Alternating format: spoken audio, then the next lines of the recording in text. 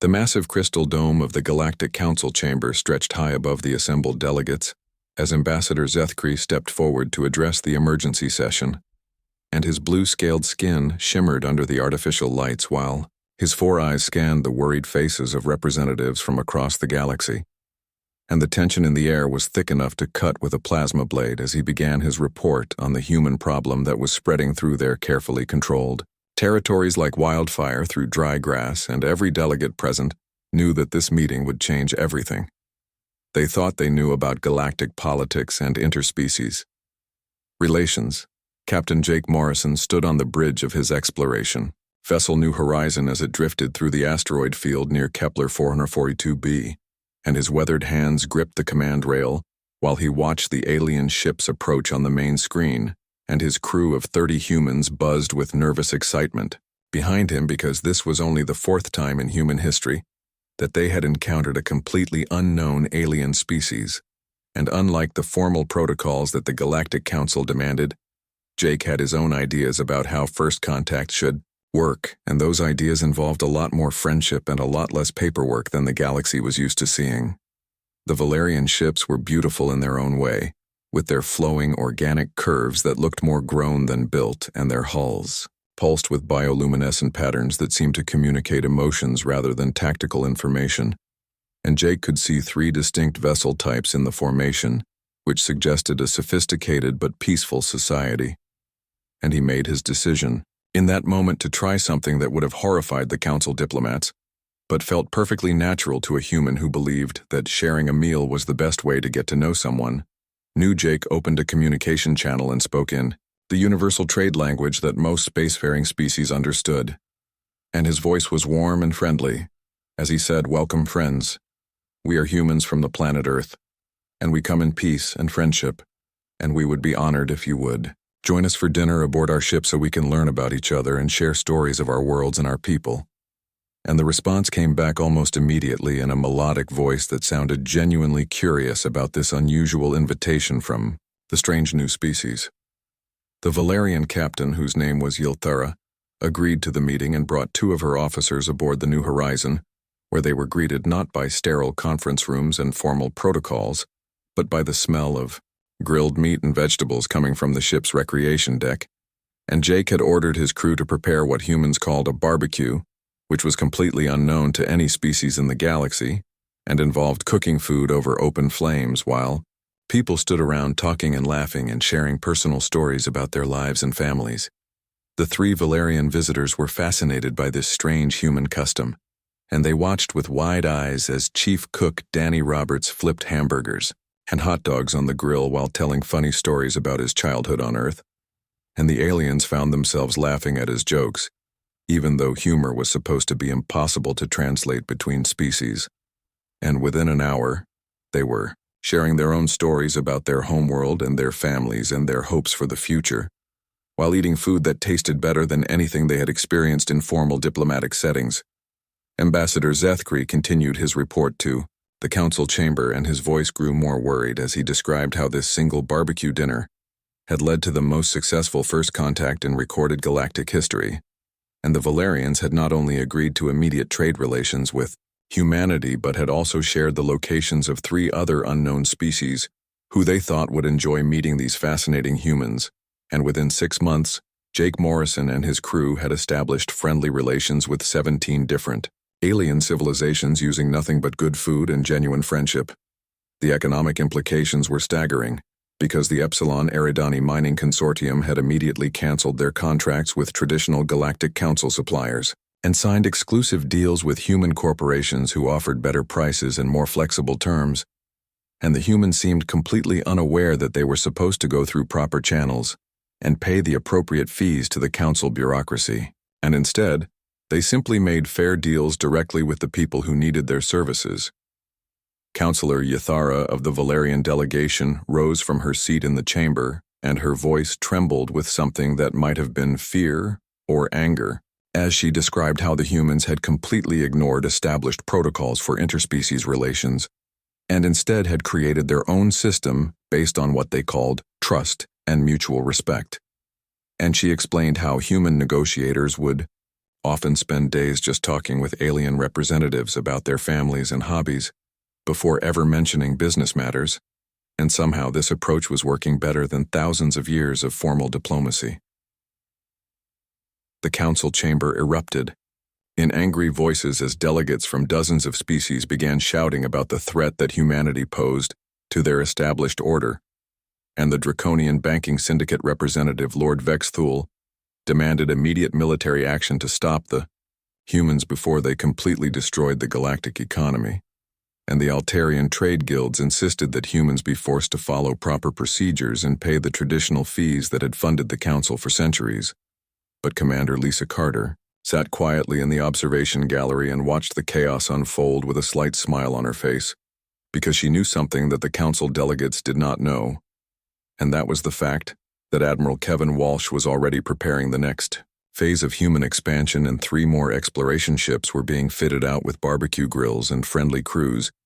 who understood that the best way to make friends was to treat people like friends rather than like potential enemies or sources of profit. The debate raged for hours as the council tried to figure out what to do about the human problem, and some delegates wanted to issue formal warnings, while others suggested economic sanctions, and a few even mentioned the possibility of military intervention, but none of them could agree on a course of action, because they had never faced a threat like this before, and the humans were not conquering or destroying anything. They were just being friendly and successful,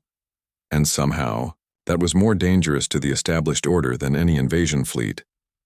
As the session finally ended with no resolution, Ambassador Zethkri looked out through the crystal dome at the stars beyond and wondered if the galaxy would ever be the same, because the humans had shown other species that there was a different way to live and work together. And once that idea started spreading, there would be no way to stop it, and the age of rigid control and formal protocols might be coming to an end whether the Galactic Council wanted it to or not. The Centauri Trade Federation had controlled interstellar commerce for over 2,000 years, and their massive space stations orbited key systems like mechanical gods of profit and tradition. But everything changed when Chief Economic Analyst Ryan Brooks arrived at their central hub with a proposal that would shake the foundations of galactic business, and his simple human ideas about fair pricing and honest dealing seemed innocent enough until the Federation realized that he was describing concepts that could destroy their entire economic model overnight. Ryan sat across from Federation Trademaster Kelvoth in the luxurious conference room that overlooked the busy shipping lanes of the Centauri system, and his plain brown suit and friendly smile stood out starkly against the elaborate robes and formal protocols that the Trademaster expected from important business meetings. And when Ryan pulled out a simple tablet computer instead of the traditional ceremonial contracts, the alien's confusion was visible on his reptilian features. The human began explaining something he called transparent pricing, which meant that everyone involved in a transaction would know exactly how much everything cost and how much profit each party was making. And this idea horrified Kelvoth because the Federation's wealth depended on hidden fees and mysterious markups that customers never fully understood, and Ryan's suggestion that all costs should be clearly explained seemed like economic suicide to beings who had built their fortune on complexity and confusion. But the real shock came when Ryan described his company's employee profit-sharing program, which gave every worker from the lowest janitor to the highest executive a direct stake in the success of their business. And this concept was so foreign to the Trademaster that he had to ask Ryan to repeat it 3 times before he could believe what he was hearing. And the idea that workers could be partners, rather than just tools, completely contradicted everything the Federation understood about proper business hierarchy. Meanwhile, on Mars, Dr. Amanda Clark was revolutionizing manufacturing in ways that made the Trade Federation's concerns seem small and insignificant, and her quantum fabrication facilities could produce complex technology at a fraction of the cost and time required by traditional galactic industries.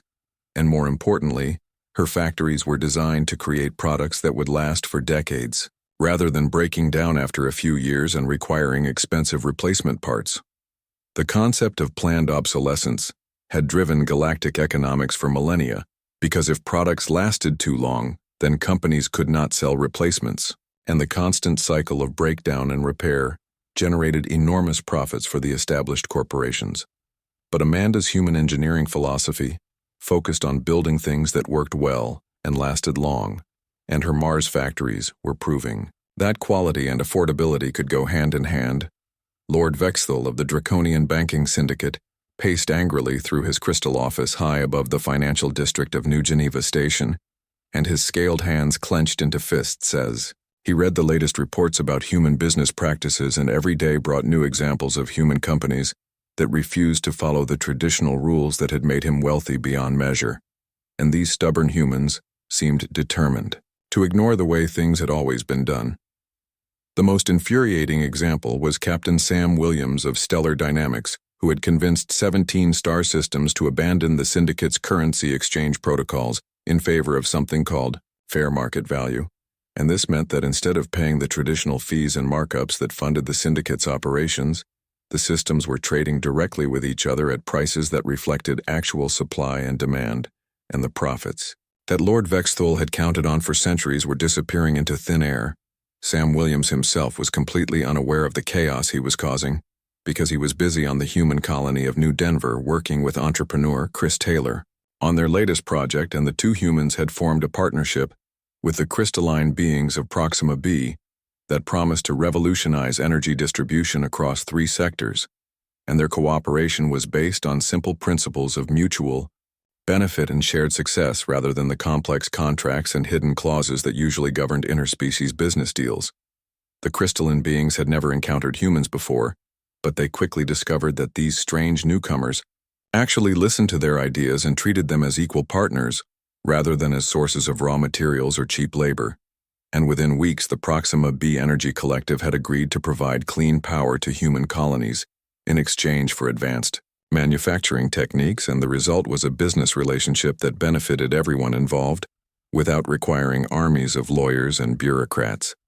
Chris Taylor had grown up on a farm in Kansas, and his approach to business was shaped by rural American values of hard work and fair dealing. And when he sat down to negotiate with alien partners, he brought the same straightforward honesty that his grandfather had used when selling corn to neighbors, and this simple approach produced results that amazed interstellar business experts who had spent their careers studying complex negotiation strategies. The ripple effects of human business practices spread through the galactic economy like cracks in breaking ice, and traditional corporations found themselves losing customers to human companies that offered better products at lower prices with superior customer service. And the concept of customer satisfaction was itself revolutionary, because most galactic businesses had operated on the assumption that customers had no choice but to accept whatever they were offered. On the trade world of Kepler Station, merchant families who had controlled local commerce for generations watched in disbelief as human entrepreneurs opened small shops that sold quality goods at reasonable prices and offered something completely unknown in galactic business culture, which was a money-back guarantee. And customers who had never been treated with respect before flocked to these human establishments and began demanding the same treatment from traditional merchants. The Altarian Collective had built their trading empire on the principle that information was power, and they carefully controlled what their customers knew about products and prices and manufacturing costs, but human companies freely shared technical specifications and ingredient lists and manufacturing processes, and they even published their profit margins for anyone who wanted to see them. And this transparency created a level of trust between buyers and sellers that the galaxy had never experienced. Trade routes that had been stable for centuries began shifting as planets and stations chose to work with human suppliers who offered better terms and more reliable service, and the ancient monopolies that had dominated galactic commerce found themselves competing with small human companies that operated from converted cargo ships and asteroid mining stations, but somehow managed to provide superior products. And customer care, the Federation Trade Council called an emergency meeting to address what they termed the human crisis, and representatives from major corporations across the galaxy gathered to discuss the threat posed by these newcomers who seemed determined to destroy everything they had built, and speaker after speaker described the damage that human business practices were causing to their carefully structured profit systems. But even as they met to plan their response, more human companies were establishing themselves throughout the galaxy, and each new business brought the same revolutionary ideas about fairness and quality and customer service, and the old ways of doing business were being challenged not by military force or political pressure but by the simple demonstration that there was a better way to treat people and conduct commerce. The session ended with no clear plan of action because the corporate leaders could not agree on how to fight an enemy that was not actually fighting them but simply offering better alternatives, and as they returned to their offices and boardrooms, they knew that the galactic economy would never be the same, because the humans had introduced concepts that could not be uninvented and ideas that could not be forgotten once they had been experienced by customers who had spent their lives accepting inferior products and poor service as normal. The Vega incident began as a routine border dispute between the hegemony forces and the independent mining colonies, but it became the moment when the galaxy discovered that human military doctrine was unlike anything they had ever encountered, and Admiral Rachel Park stood on the bridge of her flagship, watching the enemy fleet approach with weapons that had dominated space combat for thousands of years. But she was not worried, because she knew something about warfare that the galaxy had forgotten. The hegemony battlecruiser Sovereign Death was a monument to traditional military thinking, with its massive hull bristling with energy weapons and surrounded by shields that could deflect any known projectile, and Admiral Kethamar had commanded similar vessels for 3 centuries, and he expected this engagement to follow the usual pattern of formal challenges and ritualized combat between capital ships, while smaller vessels provided support from safe distances. But Admiral Park had studied every recorded space battle in galactic history, and she had noticed something that apparently escaped the attention of traditional military strategists, which was that all these magnificent warships were designed to fight other warships in predictable ways using weapons and tactics that had not changed significantly since the first interstellar wars, and the humans had decided to approach combat from a completely different angle. General Alex Turner had spent 2 years developing what he called adaptive swarm tactics, and instead of building massive dreadnoughts that cost fortunes and took decades to construct, the human fleet consisted of hundreds of small, fast ships that could think and act independently while working together toward common goals. And each vessel was crewed by people like Lieutenant Maya Johnson and Sergeant Ben Martinez, who were trained to make quick decisions without waiting for orders from distant commanders. The hegemony fleet consisted of 12 heavy cruisers and 40 escort vessels arranged in the traditional battle formation that had proven successful for millennia, and Admiral Kethamar felt confident as he ordered his ships forward because the human force appeared to consist of tiny patrol boats that could not possibly threaten his massive warships, and he prepared to demonstrate once again why established military doctrine had remained unchanged for so long. Lieutenant Maya Johnson piloted her ship Thunder Bay through the asteroid field that surrounded the disputed mining station, and her crew of 8 humans worked with the smooth efficiency that came from months of training together, and they knew that their vessel could not survive a direct hit from enemy heavy weapons, but they also knew that hitting a small fast target was much harder than the hegemony expected, and their job was not to destroy enemy ships,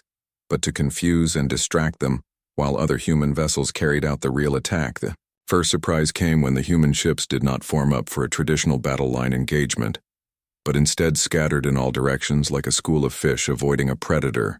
and Admiral Kethamar ordered his gunners to target the closest human vessel.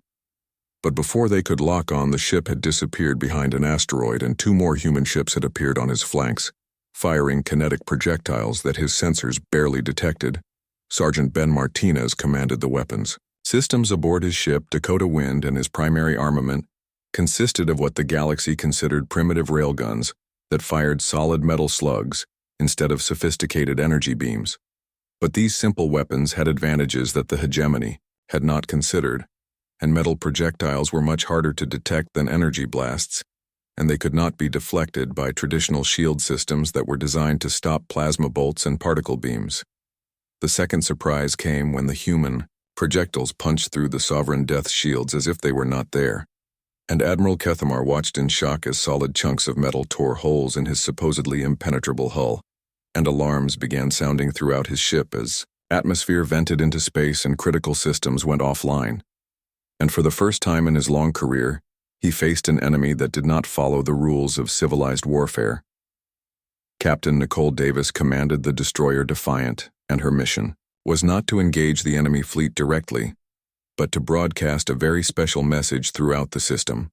And as the battle raged around her, She activated the communication array and began transmitting something that no military force in galactic history had ever used as a weapon,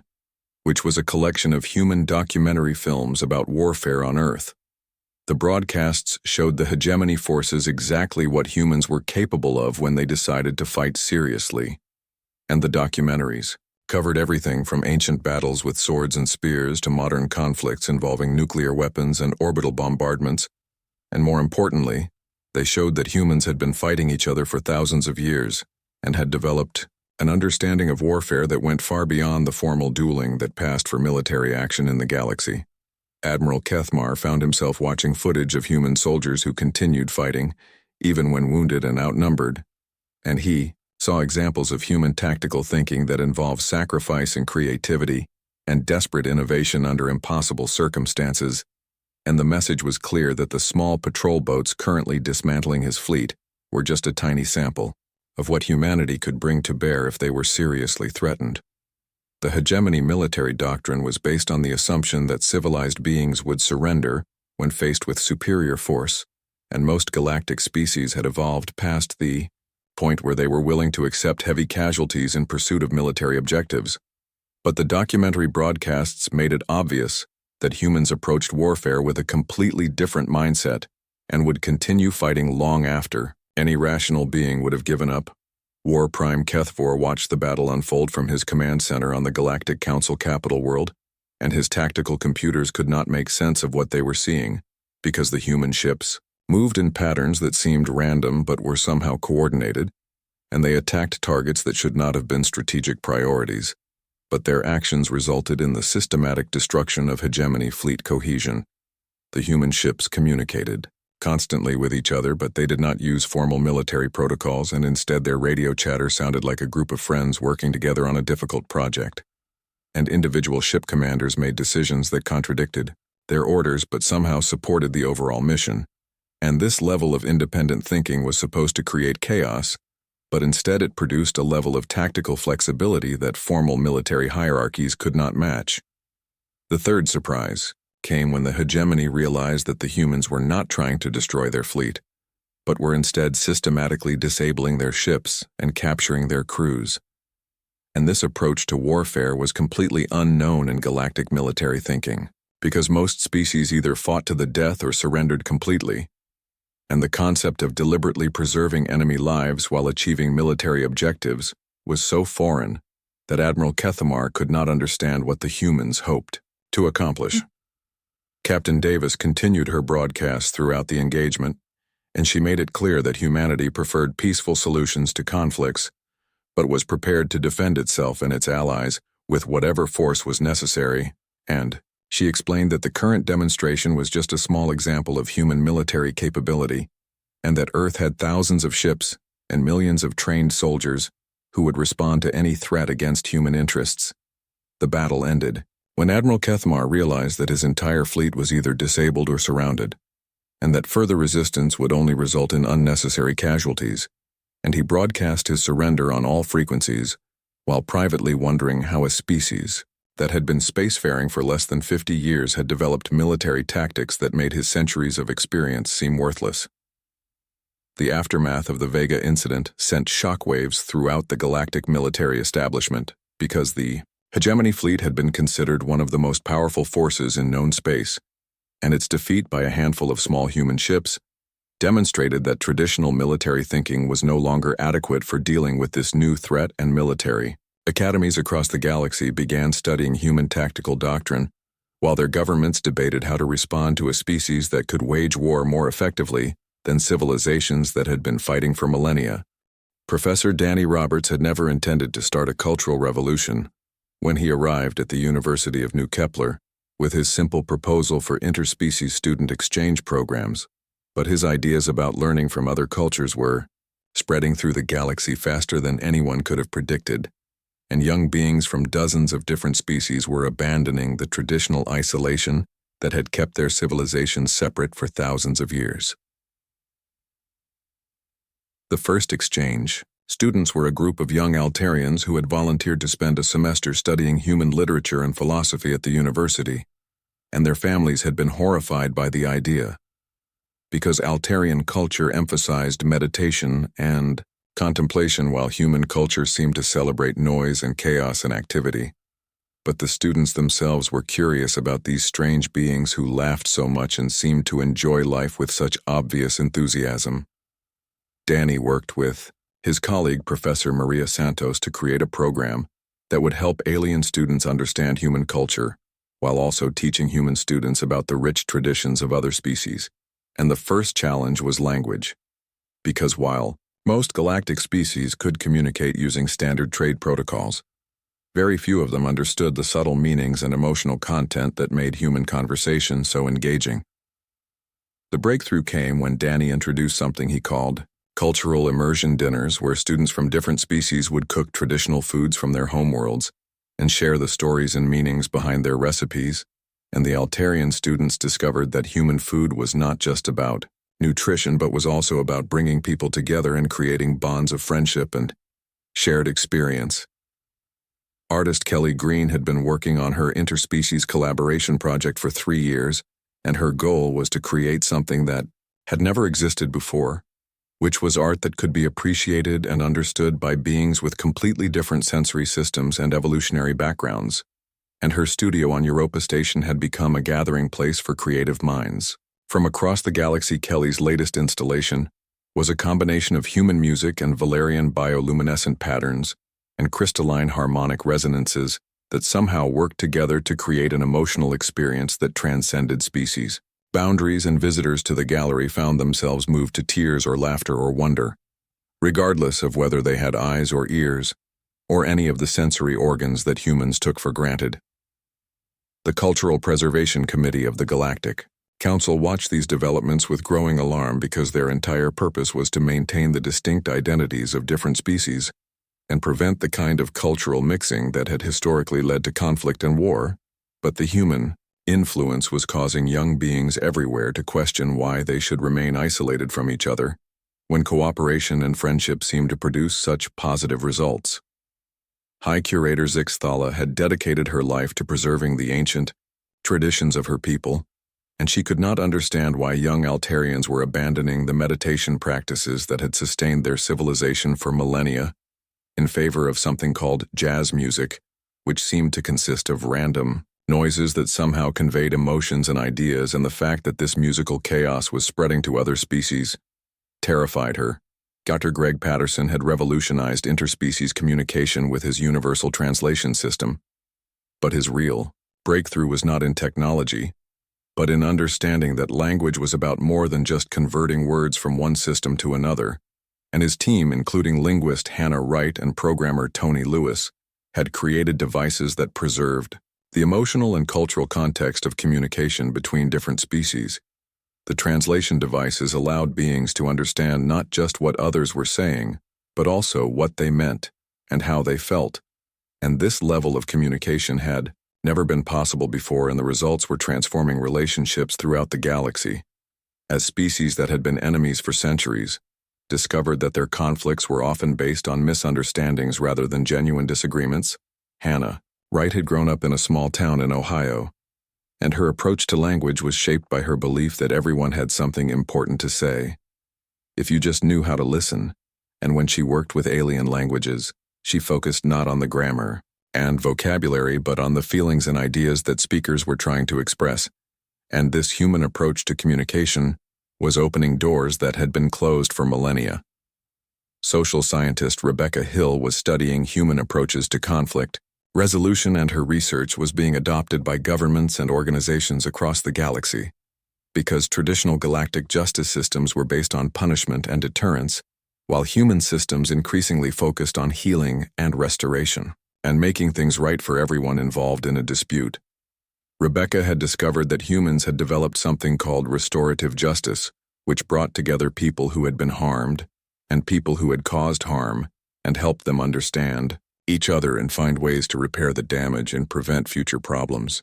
And this approach was so different from traditional galactic punishment systems that many species initially thought it was a form of weakness or foolishness. But the results spoke for themselves, because worlds that adopted human-style conflict resolution saw dramatic decreases in crime and violence, and increases in social stability and cooperation. And young beings who had grown up expecting to spend their lives either avoiding authorities or being punished by them discovered that there was another way to handle problems and mistakes. The most dramatic example came from the mining world of Titan 7, where labor disputes had been escalating toward violent confrontation until Rebecca and her team arrived with their mediation techniques. And instead of the traditional approach of having authorities impose a solution, the humans brought workers and managers together to discuss their problems and find mutually acceptable solutions. Tony Lewis had been a programmer for most of his adult life, but his work on the translation project had taught him that technology was only useful if it served human needs and values, and his universal communication devices were designed not just to translate words but to help beings understand and care about each other. And the spread of these devices was creating connections between species that had never existed before. The Valerian youth movement was perhaps the most visible example of how human culture was transforming galactic society, because young Valerians were abandoning their traditional emphasis on individual achievement in favor of community cooperation, and they had started organizing festivals that brought together beings from multiple species to share food and music and stories. These interspecies festivals were spreading throughout the galaxy, despite official disapproval from traditional authorities, and they featured human customs like group singing and dancing mixed with alien traditions like crystalline light shows and gaseous entity wind performances. And the result was a new form of cultural expression that belonged to no single species, but could be enjoyed by all. The Council's emergency session on cultural contamination brought together representatives from every major civilization to discuss the threat posed by human cultural influence. But the debate quickly broke down when younger delegates began defending the human innovations and arguing that isolation and separation had held the galaxy back for too long. High Curator Zixthala found herself facing a room full of beings who no longer shared her commitment to cultural purity and preservation, and she realized that the old ways of thinking were being replaced by something new and different and possibly better,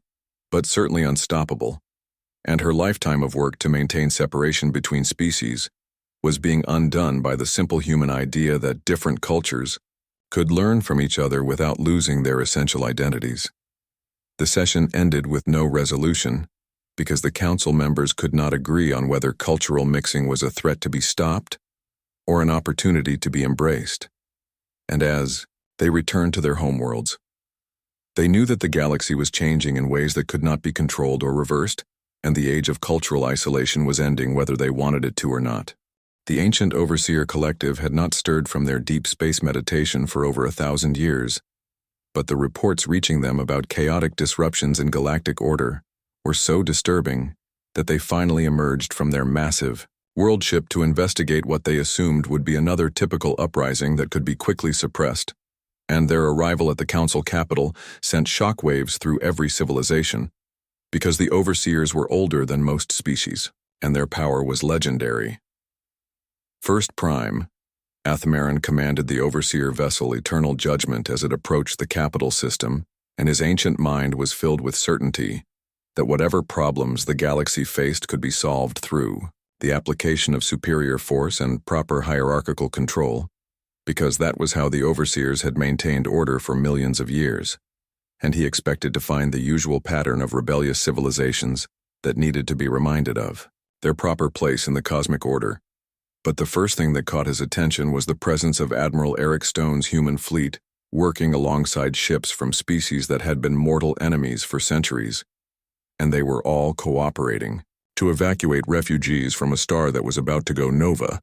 and the sight of former enemies working together to save lives was so unprecedented that the First Prime ordered his sensors to verify what they were seeing, because it seemed impossible. The evacuation operation was being coordinated by Director Katie Murphy from her command center on a converted cargo vessel, and her crisis management protocols had transformed what should have been a chaotic disaster into an efficient rescue mission that was saving millions of lives, and she was using human techniques for emergency response that prioritized speed and flexibility over formal procedures, and the results were better than anything the galaxy had ever seen. Katie had learned her emergency management skills during natural disasters on Earth, and her approach was based on the simple principle that When people were in danger, you did whatever was necessary to help them, regardless of bureaucratic rules or traditional procedures. And this human attitude toward crisis response was revolutionizing how the galaxy dealt with emergencies and disasters. Admiral Stone commanded the human flagship Liberty, and his orders were clear but flexible, which was to assist in the evacuation, using whatever methods worked best, and to cooperate with any other forces that were trying to help. And this approach to military command was completely different from the rigid hierarchies that most galactic navies used, and it allowed human ships to adapt quickly to changing circumstances. The Overseer, First Prime, decided to investigate these strange humans personally, and he requested a meeting with their leadership to understand what kind of beings could create such unusual cooperation. Between traditional enemies, and Ambassador Paul Davis agreed to the meeting, along with scientist Dr. Julie Fox, who had been studying galactic civilization, and their approach to the ancient Overseer was shaped by human values of respect and equality, rather than fear and submission. Paul Davis had been a small-town mayor before becoming humanity's first ambassador to ancient civilizations, and his experience dealing with local politics had taught him that the best way to handle powerful people was to treat them as human beings rather than as threats or gods. And when he met with the First Prime, he brought coffee and donuts and began the conversation by asking about the Overseer's experiences and perspectives.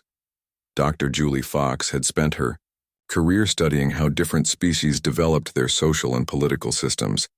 and she was fascinated by the Overseers because they represented the oldest continuous civilization in known space, but she approached them not as subjects to be feared but as people with interesting stories to tell, and her genuine curiosity about their history and culture surprised the First Prime, who was accustomed to being feared rather than studied. The conversation took place in a simple conference room aboard the human ship, rather than in the elaborate throne room that the Overseers had prepared, and Paul and Julie offered the First Prime food and drink while they discussed the changes that were transforming galactic civilization. And for the first time in millennia, the ancient being found himself engaged in a conversation between equals, rather than receiving reports from subordinates. Captain Stephen Wade had been exploring the Outer Rim territories for 2 years, and his teams had discovered 17 new habitable worlds that could support various forms of life. And instead of claiming these worlds for humanity, or selling the information to the highest bidder, he had shared the coordinates freely with all spacefaring species. And this unprecedented approach to exploration was creating a spirit of collaborative expansion that was reshaping how the galaxy thought about growth and territory. The concept of sharing valuable discoveries without demanding payment or recognition was so foreign to galactic thinking that many species initially suspected the humans of setting some kind of trap. But as more worlds were discovered and freely shared, it became clear that humanity genuinely believed that the galaxy was big enough for everyone, and that cooperation was more beneficial than competition. Stephen's exploration philosophy was shaped by his background as a park ranger in Colorado, and his belief that natural wonders belonged to everyone rather than to whoever found them first. And when his teams discovered beautiful worlds with unique ecosystems or valuable resources, he made sure that all species had equal access to these discoveries. The First Prime found himself struggling to understand how a species could achieve such rapid expansion and influence without using the traditional methods of conquest and control. And Paul Davis explained that humans had learned through their own history that cooperation and mutual respect were more effective than force and domination, and that building genuine friendships was more valuable than accumulating power. Dr. Julie Fox presented her research on human social development and showed how humanity had evolved from small tribal groups to a global civilization by learning to work together across cultural and ethnic boundaries. And she explained that humans naturally assumed that the same principles would work on a galactic scale, and their success seemed to prove that this assumption was correct. The evidence was overwhelming, because everywhere the First Prime looked, he could see examples of human influence creating positive changes in galactic civilization, and species that had been isolated for centuries were now working together on joint projects, and conflicts that had persisted for millennia were being resolved through dialogue and compromise, and the rigid hierarchies that had maintained order were being replaced by flexible networks of cooperation. Captain Wade's latest discovery was Perhaps the most significant because his team had found evidence of an ancient civilization that had disappeared millions of years ago, and instead of keeping this information secret or trying to profit from it, he had immediately shared it with archaeologists and historians from dozens of species, and the collaborative research effort that resulted was producing insights into galactic history that no single species could have achieved alone. The first prime realized that the old paradigm of control and hierarchy was being replaced by something completely different, and that the humans had not conquered the galaxy through superior force, but had instead shown other species a better way to live and work together. And this revolution was spreading not through military action, but through the simple demonstration that cooperation produced better results than competition. Counselor Supreme Athelin faced an impossible decision, because the Galactic Council could either try to suppress the human influence and risk being left behind as the galaxy evolved, or they could embrace the changes and risk losing their traditional authority and power. And after consulting with the first prime and observing the success of human methods, she chose to propose something that had never been attempted before. The vote to establish the Integrated Species Alliance was close, but it passed, and Director Laura Thompson became the first cross-species coordinator with the mission of helping different civilizations work together on common challenges and opportunities,